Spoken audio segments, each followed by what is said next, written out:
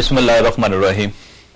अस्सलाम वालेकुम नाज़रीन, मैं हूं जावेद चौधरी। ख्वातीन हज़रात, उर्दू का एक लफ्ज है इत्तमाम हुज्जत।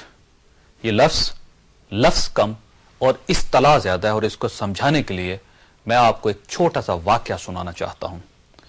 कोई साहब सैलाब में फंस गए। एक शख्स कश्ती लेकर उनकी मदद के लिए पहुंचा, लेकिन उन साहब ने कहा कि अल्लाह मेरा वारिस है, वो मेरी मदद फरमाएगा, तुम वापस चले जाओ। कश्ती वाले ने उन्हें समझाने की कोशिश की, लेकिन वो ना माने। दूसरे दिन पानी उनके सीने तक पहुंच गया। रेस्क्यू की एक और कश्ती उनकी मदद के लिए पहुंची, लेकिन उन्होंने उसे भी वापस भिजवा दिया। तीसरे दिन वो गर्दन तक पानी में डूब गए। एक हेलीकॉप्टर उनकी मदद के लिए पहुंचा। पायलट ने नीचे रस्सा फेंका और उनसे कहा कि आप रस्सा पकड़ लीजिए, मैं आपको ऊपर खींच लेता हूं। लेकिन उन साहब ने जवाब दिया कि अल्लाह मेरा वारिस है, वो मुझे बचा लेगा, आप अपना पेट्रोल ज़ाया ना करें। पायलट ने उन्हें बहुत समझाया, लेकिन वो साहब ना माने। हेलीकॉप्टर वापस चला गया। सैलाब का एक और रेला आया और वो साहब पानी में डूब गए।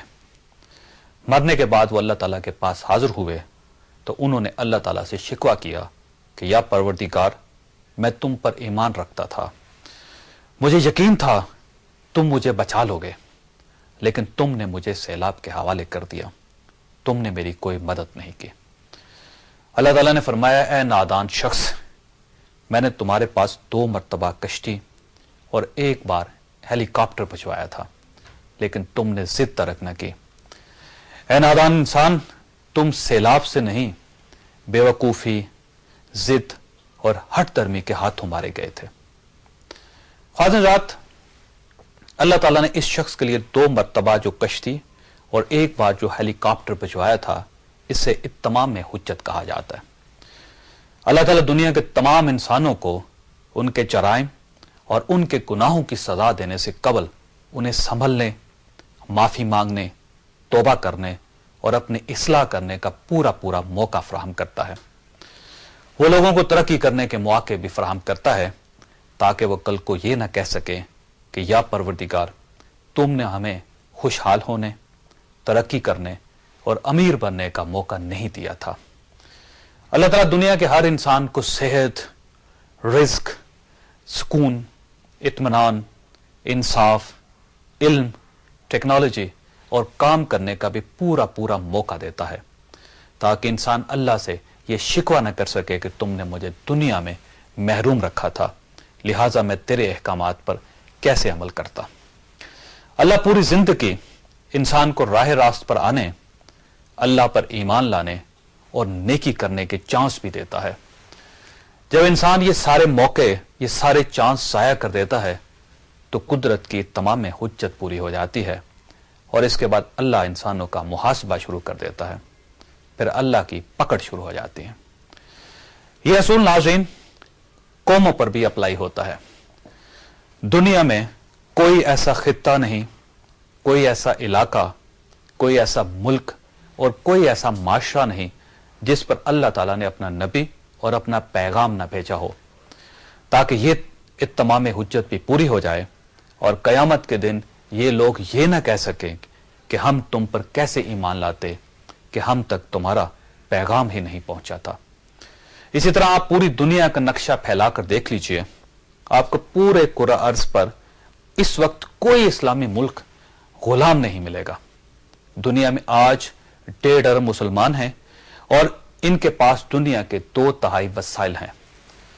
यह भी कुदरत का इत्तमाम में हुज्जत है, ताकि मुसलमान कयामत के दिन अल्लाह ताला से यह ना कह सके कि हम तो गुलाम थे, हम तादाद में कम थे और हमारे पास वसाइल ही नहीं थे, चुनांचे हम तुम्हारे अहकामात पर अमल कैसे करते। ख्वातीन, आप इत्तमाम में हुज्जत की इस थ्योरी को सामने रखते हुए पाकिस्तान को देखिए। अल्लाह ने हमें एक ऐसा मुल्क दिया था जिसमें जिस जैसे सिर्फ दुनिया में 10 मुल्क हैं। अल्लाह ने हमें दुनिया की 7वीं बड़ी आबादी दी। अल्लाह ने हमें सोने, चांदी, तेल, कोयले और तांबे के ज़खायर दिए। अल्लाह ने हमें दुनिया की बेहतरीन फौज दी, ہمیں ٹیلنٹ سے بھرے ہوئے لوگ دیے. اللہ تعالیٰ نے ہمیں پانی، زمین اور چاروں موسم دیے. اللہ نے ہمیں سمندر، دریا، صحرا، میدان، پہاڑ اور گلیشیئرز دیے. اور سب سے بڑھ کر قدرت نے ہمیں نیوکلیر پاور بنایا. کیوں؟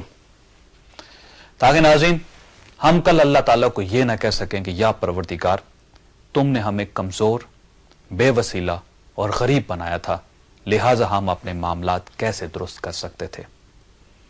حضرات، قدرت نے اس بار اس ملک کی سیاست کی تمام حجت بھی پوری کر دی.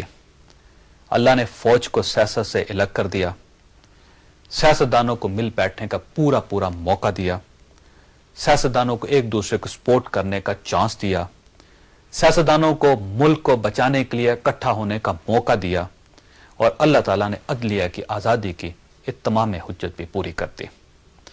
گویا قدرت نے ہمیں سارے موقع دیے اور اب اس ملک کے عوام، سیاستدان اور حکمرانوں کے پاس کوئی جواز نہیں بچا. اگر اب بھی ہم یہ ملک نہیں چلا سکتے، ہم اس ملک کو نہیں بچا سکتے، تو ہمیں قدرت سے شکوہ کرنے کا کوئی حق حاصل نہیں ہوگا. حضرات، کیا سیاستدان ملک کو درپیش چیلنجز کا مقابلہ کرنے کے لیے اکٹھے ہو جائیں گے؟ کیا سیاستدان قدرت کے تمام حجت کے سگنلز کو محسوس کر رہے ہیں؟ یہ ہمارا آج کا موضوع ہے اور ہم ایک چھوٹے سے وقفے کے بعد اس موضوع پر گفتگو کریں گے. ہمارے ساتھ رہیے گا. ویلکم بیک ناظرین. ہمارے پہلے مہمان ہیں جناب سینیٹر کامل علی آغا صاحب، پاکستان مسلم لیگ کاف کے ساتھ ان کا تعلق ہے. ہمارے دوسرے مہمان ہیں جی سینیٹر صفدر علی عباسی صاحب، پاکستان پیپلز پارٹی کے ساتھ ان کا تعلق ہے. اور تیسرے ہمارے مہمان ہیں ظفر علی شاہ صاحب، پاکستان مسلم لیگ نون کے ساتھ ان کا تعلق ہے. آغا صاحب، کل میاں نواز شریف صاحب نے ایک بڑا دلچسپ مطالبہ کیا. انہوں نے کہا کہ صدر پرویز مشرف کو پارلیمنٹ میں لایا جائے اور ان سے پوچھ گچھ کی جائے کہ انہوں نے پیچھے کتنے سمجھوتے کیے تھے امریکنز کے ساتھ. آپ کا کیا خیال ہے، صدر پرویز مشرف کو آنا چاہیے پارلیمنٹ میں؟ میں سمجھتا ہوں کہ یہ بہترین ایک مثال ہے نورہ کشتی کی. جب آپ یہ دیکھ رہے ہیں کہ آج کی رپورٹ تھی کہ پچھلے 4 دن کے اندر 10 میزائل اٹیک ہوئے ہیں، یعنی کہ ہاٹ پرسو ہو رہا ہے اتنی تیزی کے ساتھ. اور اس کے بعد پریزیڈنٹ زرداری صاحب کے صدر منتخب ہونے کے بعد 11 خودکش حملے ہوئے ہیں پاکستان کے اندر. جب اتنی شدت کے ساتھ وار اور ٹیرر پہ، جس کو کہ ہمارے زمانے میں امریکہ کی جنگ کہا گیا، وہ لڑی جا رہی ہے 10 گنا زیادہ شدت کے ساتھ. ان کو حرف تنقید بنانے کی بجائے اگر کوئی یہ کہے کہ جنرل پرویز مشرف کو کٹہرے میں بلاؤ اور جو کٹہرے میں کھڑا ہے اس کے اوپر جرح نہ کی جائے، اس کو حرف تنقید نہ بنایا جائے.